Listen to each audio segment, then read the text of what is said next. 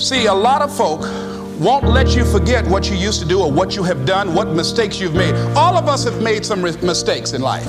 All of us have done some things that if we had them to do over again, we wouldn't do it again. There are a lot of things that if I had it to do over again, if I knew then what I know now, I would have done it differently. Well, it didn't happen that way. In your mind right now, think about some particular event or act in your life that you feel very bad about, that you really regret that that took place. If you had to do over again, you would do it differently. What is done? With that there, I want you to see yourself in your mind's eye and say to yourself, I love myself unconditionally and I forgive myself. If I knew better, I would have done better. Think about somebody that you've hurt, somebody that you've disappointed, either deliberately or inadvertently, or someone that has hurt you deliberately or inadvertently. Think about them, somebody that you really, when you think about them, the room turns red. Look at them in your mind's eye and say, I forgive you. I forgive you unconditionally. Whew, boy, that's a heavy load to let off. When I thought about that guy, I said, wait a minute, I can't, no, you don't know what this guy did. You don't know what we went through. My student said, Les, forgive, let it go. If you want to be forgiven, you better forgive somebody. None of us are perfect. All of us have made some mistakes. And it wasn't easy. It's not easy forgiving, am I right? It's hard. Everybody won't forgive. They say, I forgive, but I don't forgive now.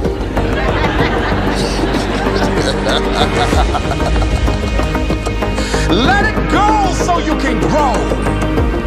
Let's get a little demonstration here. Demonstrate it like this. Let's go. I throw away negative thoughts. Revenge. Guilt. Anything that's been holding me back. Now with that right hand, let's bring something in. I bring in love, peace of mind, good relationships, whole lot of money.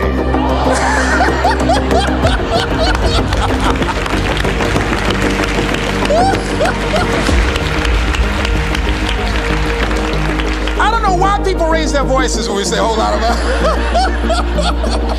I mean, they get serious too, you know what I mean? And usually people don't use one hand, they use two hands. They try and borrow somebody else's hand, you know? Are you learning anything, or are you doing it over and over and over again? Somebody said that insanity is doing the same thing in the same way, expecting a different outcome.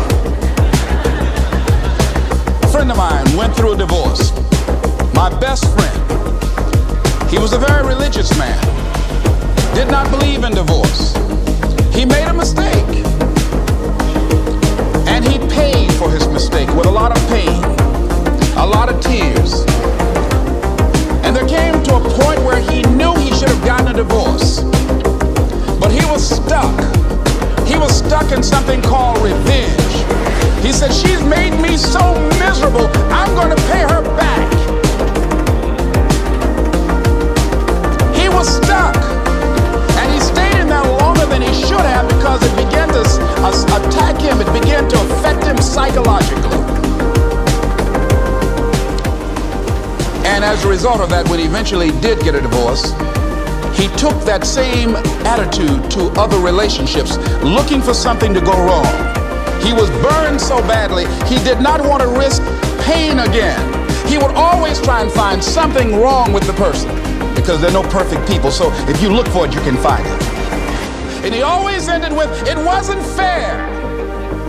Life isn't fair. Life just is. It's not fair that birds eat worms, and they do. So we can't even deal with what's fair. But he's stuck in the fact that it's not fair. I don't deserve that. George Bernard Shaw said there are two kinds of people in life. You know, he said, those that make things happen, those that watch things happen, and those that don't know what happened. And he said the people that get along in this life look around for the circumstances that they want, and if they can't find them, they make them. They create them. So part of beginning to get unstuck, you've got to decide that the behavior pattern that you have adopted doesn't work for you.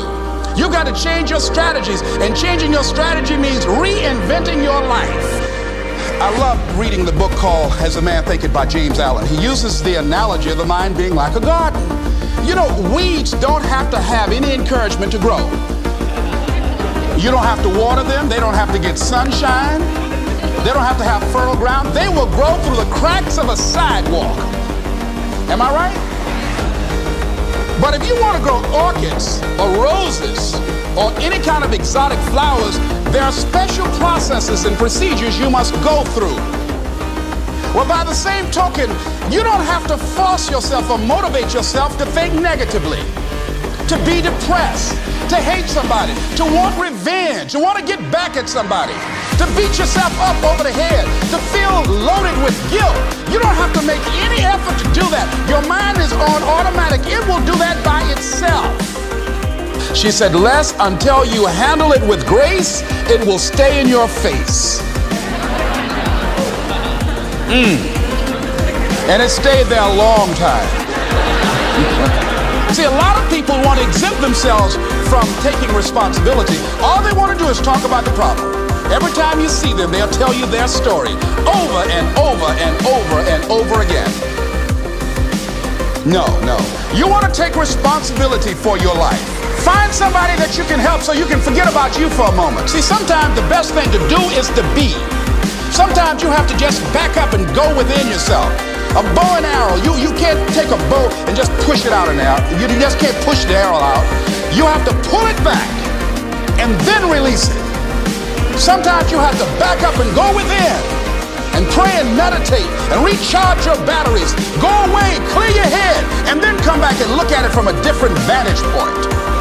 Are you going through it or are you growing through it? Because it's not going to leave you until you grow through it. You've got to be willing to harness your will and say, in spite of this, I'm in control here. I'm not going to let this get me down. I'm not going to let this destroy me. I'm coming back. And all of these things that are happening to me right now, they're just temporary inconveniences. They're not stronger than I am. I'm not going to sit back and moan and cry over what happened and what went wrong and who did what. Repeat out to me, help somebody. And help yourself. Because what you give is what you get.